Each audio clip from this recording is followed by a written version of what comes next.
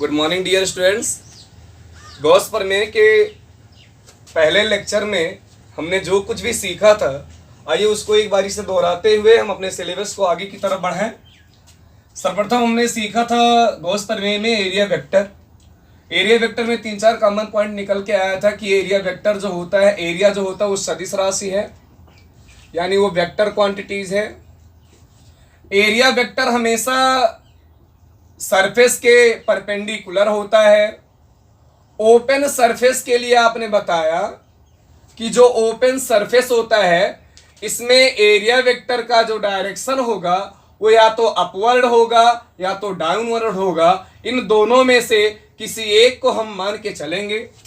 अगर closed surface हुआ तो प्यारे बच्चों, क्लोज्ड सरफेस के लिए जो हमारा एरिया वेक्टर का डायरेक्शन होता है वो केवल आउटसाइड नॉर्मल लिया जाता है, यानी यहाँ से ये राइट साइड में, ये लेफ्ट साइड में, अपवर्ड हुआ, डाउनवर्ड हुआ, ये फ्रंट में हुआ। ये जो बाहर की तरफ हमेशा निकलता है एरिया वेक्टर का डायरेक्शन केवल यही कंसीडर किया जा सकता है, किसमें? क्लोज्ड सरफेस में। इसके आगे हमने पढ़ा electric lines of forces. Electric lines of forces के तहत हमने सीखा कि वास्तव में जो इलेक्ट्रिक लाइंस ऑफ फोर्सेस यानी वैद्युत बल रेखाएं होती हैं, ये हमेशा वैद्युत क्षेत्र को ही डिनोट करती हैं, यानी ये इलेक्ट्रिक फील्ड को डिनोट करती हैं। इलेक्ट्रिक लाइंस ऑफ फोर्सेस की एक क्वालिटी हमने पढ़ी कि इलेक्ट्रिक लाइंस ऑफ फोर्सेस जो होता है ये हमेशा पॉजिटिव चार्ज से बाहर निकलता है। इस तरीके से ये धनावेश से बाहर की तरफ और माइनस आवेश से इसी के भीतर की तरफ होता है।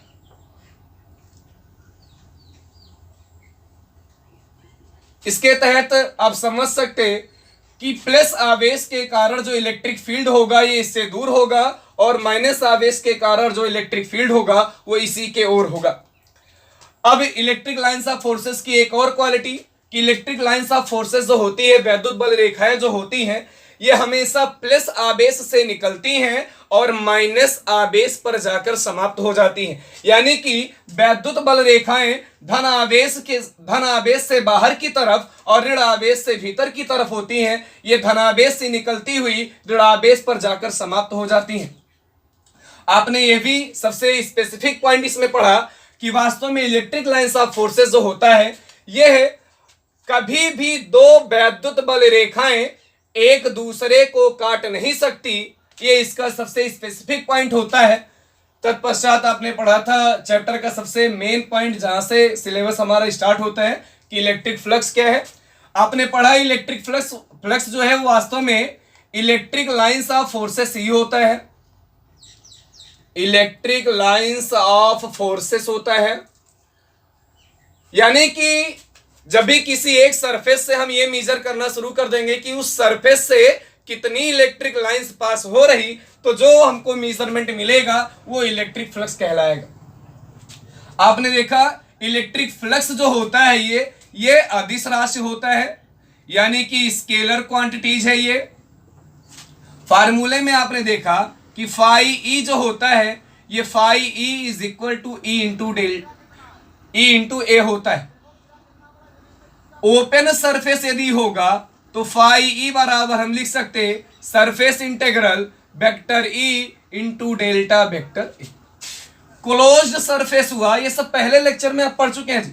क्लोज्ड सरफेस में आप पढ़ोगे कि फाई ई बराबर line integral vector E into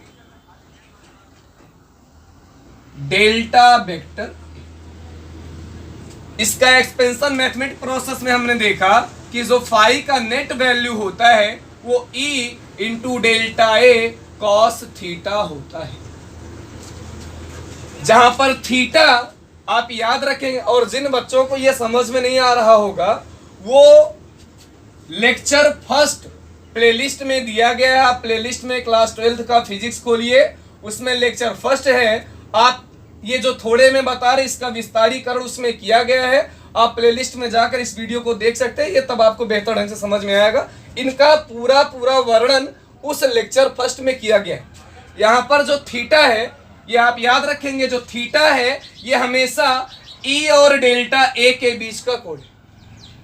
theta आप याद रखोगे कि थीटा जो है एंगल है between delta E and delta vector A.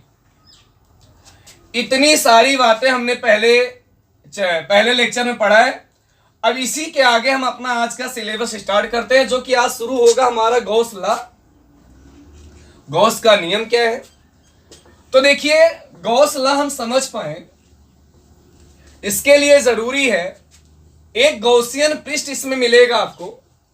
Gaussian पृष्ठ के बारे में पहले आप जान लीजिए, वास्तव में गॉसियन पृष्ठ होता क्या है। तो आप देखेंगे कि जैसे ये चार्ज है, इस चार्ज को किसी तरीके से किसी भी माध्यम से बंद कर दिया गया, तो वास्तव में कोई भी एक ऐसा काल्पनिक बंद पृष्ठ, कोई भी एक ऐसा काल्पनिक बंद पृष्ठ जो किसी आवेश को परिबद्ध करता हो, उसे हम गॉसियन पृष्ठ कहते हैं। फिर से सुनिएगा, गॉसियन पृष्ठ जो होता है एक ऐसा काल्पनिक बंद पृष्ठ होता है जो किसी भी आवेश को परिबद्ध करने के लिए उपयुक्त हुआ है। अब यहां पर देखेंगे, जैसे ये गॉसियन पृष्ठ है मान लीजिए, तो वास्तव में जो गॉस ने अपना नियम दिया था, गॉस का जो प्रमेय है, गॉस प्रमेय के अंतर्गत गॉस ने बताया था कि वास्तव में अगर कोई ऐसा बंद पृष्ठ है, कोई ऐसा गॉसियन पृष्ठ है जिसमें क्यू चार्ज रखा गया, तो हम देखेंगे कि किसी बंद पृष्ठ से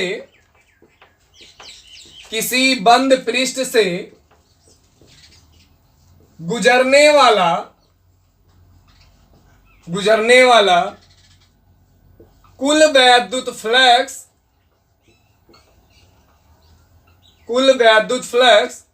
उस पृष्ठ से बद्ध यानी उस पृष्ठ में जो भी आवेश है, उस पृष्ठ के भीतर जो भी आवेश है, कुल आवेश Q का 1/ε0 गुना होता है। ये जी गॉस का नियम है।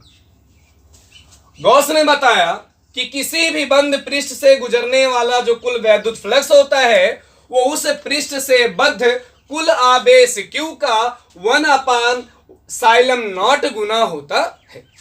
तो अगर इसको और देखें तो हम लिख सकते हैं, गॉस के प्रमेय अनुसार हम लिखेंगे कि जो फाई ई है, यानी जो फाई ई का वैल्यू है, वो हमेशा Q/ε0 गुना होगा। ये किसके नियम से बच्चों? ये गॉस के प्रमेय अनुसार होगा। गॉस के प्रमेय अनुसार, यानी गॉस ने बताया कि अगर कोई गॉसियन पृष्ठ इस तरीके से दिया है, गॉसियन पृष्ठ जैसा कि आपको बताया गया कि कोई भी एक ऐसा काल्पनिक बंद पृष्ठ जो कि किसी आवेश को परिबद्ध करता हो, वह गॉसियन पृष्ठ होता है। और गॉस ने बताया किसी गॉसियन पृष्ठ से या फिर किसी बंद पृष्ठ से, बंद पृष्ठ ही तो गॉसियन पृष्ठ है, किसी बंद पृष्ठ से गुजरने वाला कुल वैद्युत फ्लक्स उस पृष्ठ से बद्ध कुल आवेश, इससे बद्ध जो कुल आवेश नेट चार्ज जो होगा, उसका 1/ε0 गुना होगा। ये जी गॉस का नियम। अब यहां से इसका हमने फार्मूला देखा जो गॉस के तहत हमको मिला, फाई ई बराबर Q/ε0। अब अगर इसको हम देखें, वेयर ε0, ये ε0 क्या है? ε0 जो है ये परमिटिविटी ऑफ फ्री स्पेस है, यानी कि निर्वात की वैद्युतशीलता है।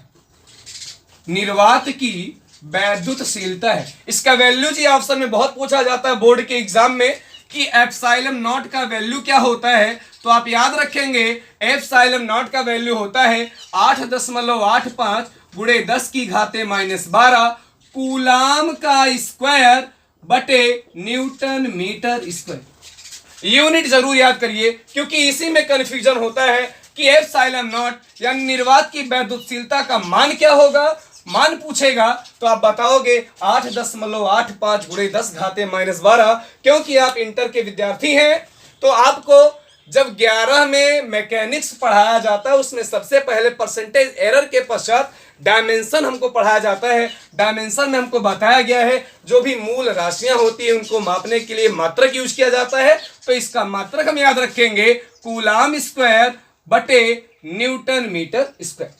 अब अगर ये मात्रक हमको मिल गया तो डायमेंशन निकालना बेहद आसान है। बच्चों डायमेंशन कैसे निकालते हैं? अब कूलाम, आप जानते हैं कूलाम आवेश का मात्रक होता है, और जब कूलाम आवेश का मात्रक है तो आप जानते हैं कि I बराबर Q अपान T, तो आवेश बराबर होता है I इंटू टी। I जहां पर मूल राशि है और I मूल राशि में इसका नाम क्या होता है? तो आप जानते हैं ये इलेक्ट्रिक करंट होता है, और इलेक्ट्रिक करंट जब मूल राशि है तो इसका मूल मात्रक होगा जो कि क्या होता है प्यारे बच्चों? वो एम्पियर होता है। और टाइम तो मूल राशि है ही, इसका मात्रक जो होगा वो सेकेंड होता है। हम लिख सकते आवेश का मात्रक एम्पियर सेकेंड होगा। आवेश का मात्रक कूलाम हम लिखते हैं, लेकिन जब डायमेंशन निकालने की बात होती है तो हमेशा एम्पियर सेकेंड लिखा जाता है। तो प्यारे बच्चों जैसा कि आपको पता है समय का जो डायमेंशन होता है वो कैपिटल टी होता है। तो प्यारे बच्चों हम यहां पर लिखेंगे ए स्क्वायर टी स्क्वायर, क्योंकि यहां पर वर्ग लगा है इस वजह से ए स्क्वायर टी स्क्वायर बटे न्यूटन। आप जानते हैं बल का मात्रक है न्यूटन, तो इसको हम लिखते हैं डायमेंशन इसका यम यल टी पे पावर -2 इंटू एम स्क्वायर यानी मीटर स्क्वायर। मीटर स्क्वायर का डायमेंशन प्यारे बच्चों यल स्क्वायर हो जाएगा। इसको हम सॉल्व करेंगे तो आइए देखते हैं क्या मिलेगा। ए स्क्वायर टी स्क्वायर बटे यम तो है ही, एल की घाते क्यूब हो जाएगी और टी पे पावर -2 बचेगा। अब इसको हम एक साथ लिखते हैं तो प्यारे बच्चों हम इसको लिखेंगे, शुरुआत यम से करेंगे, यम इनवर्स एल का पावर -3 टी का पावर 4, क्योंकि ये -2 है, ये -2 ऊपर जाएगा तो +2 बनाएगा, और टी स्क्वायर पहले से था, टी स्क्वायर और आ गया तो टी की घाते 4 हो जाएगा। और यहां पर देखिए ए स्क्वायर बचा ही था, तो इस तरीके से इसका डायमेंशन हो गया M inverse L minus cube T की घाते 4 और ए स्क्वायर। इतने का आप स्क्रीनशॉट ले लो कि गॉस का प्रमेय क्या है। गॉस का प्रमेय यह बताता है कि किसी गॉसियन पृष्ठ से गुजरने वाला जो वैद्युत फ्लक्स होता है उस पृष्ठ से बद्ध कुल आवेश Q का 1/ε0 गुना होता है, जिसके तहत हमको मिला फाई ई बराबर Q बटे ε0। और ε0 जहां क्या है? निर्वात की वैद्युतशीलता है, जिसे इंग्लिश में परमिटिविटी या फ्री स्पेस कहा जाता है, जिसका की मान 8.85 गुणे 10 की घाते -12 कूलाम स्क्वायर बटे न्यूटन मीटर स्क्वायर होता है, जिसका की डायमेंशन यम इनवर्स एल की पावर -क्यूब टी की घाते 4 और ए स्क्वायर होता है। और प्यारे बच्चों इसमें गॉस ने जब इसको और विस्तार करके बताया तो उन्होंने बताया कि जैसे फॉर एग्जाम्पल जो गॉसियन पृष्ठ हमको दिया है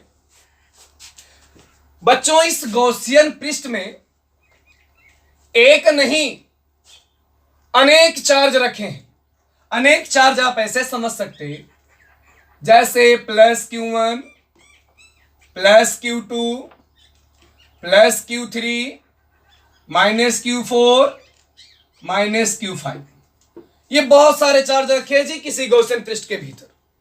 जब किसी गॉसियन पृष्ठ के भीतर चार्ज अनेकों होंगे तो आप याद रखेंगे कि किसी गॉसियन पृष्ठ में यदि एक से अधिक चार्ज हैं तो उस गॉसियन पृष्ठ से निकलने वाला कुल वैद्युत फ्लक्स कुल आवेशों से निकलने वाले वैद्युत फ्लक्सों के बीजगणितीय योग के बराबर होगा।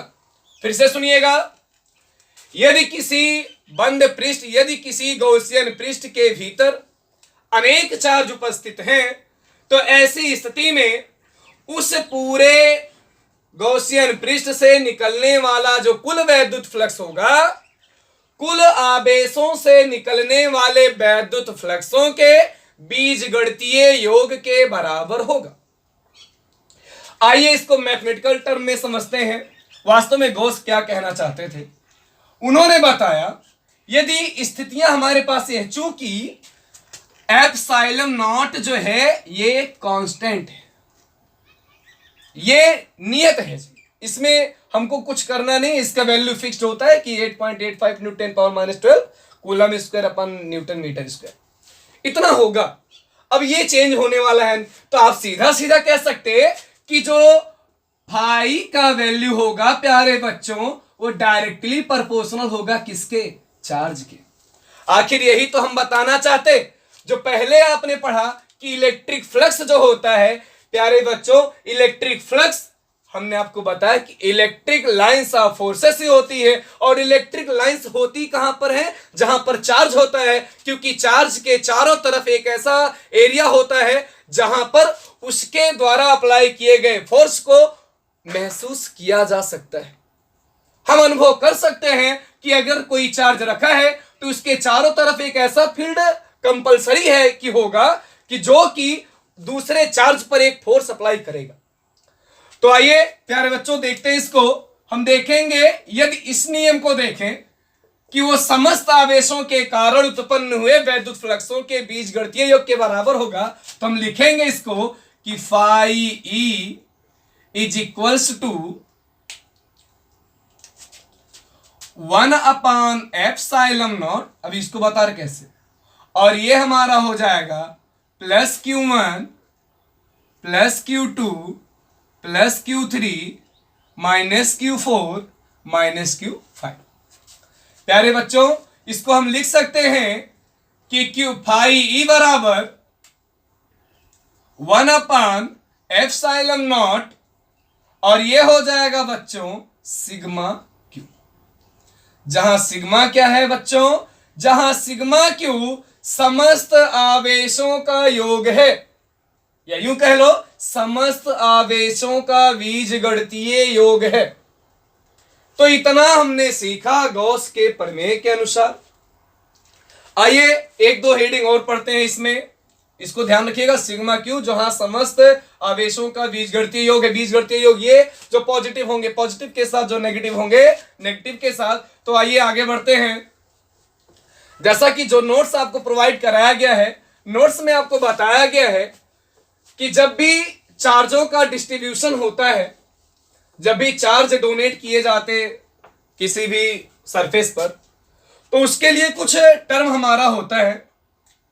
जैसे एक तो हमने पढ़ा है आवेश का रेखीय घनत्व, आप नोट्स देखेंगे, नोट्स में ये कॉमन सा हेडिंग है, आवेश का रेखीय घनत्व। इसमें इसके तहत बताया गया बच्चों कि अगर आवेश Q है और वही Q आवेश L लंबाई पर एक समान रूप से वितरित है, फिर से सुनिए, आवेश की वैल्यू Q है और Q आवेश L लंबाई पर एक समान रूप से वितरित है, तो बताया गया जो रेखीय घनत्व होगा यह हमेशा प्रति एकांक लंबाई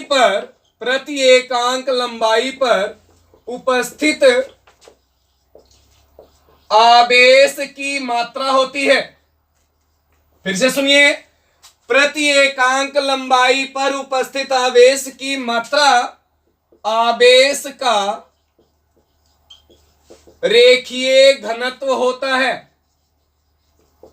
फिर से सुनिए जी, अगर चार्ज Q L लंबाई के पृष्ठ पर एक समान रूप से वितरित है, तो आप बताएंगे कि प्रति एकांक लंबाई पर उपस्थित आवेश की जो मात्रा होगी वही आवेश का रेखीय घनत्व होगा। आप इसमें जानते हैं कि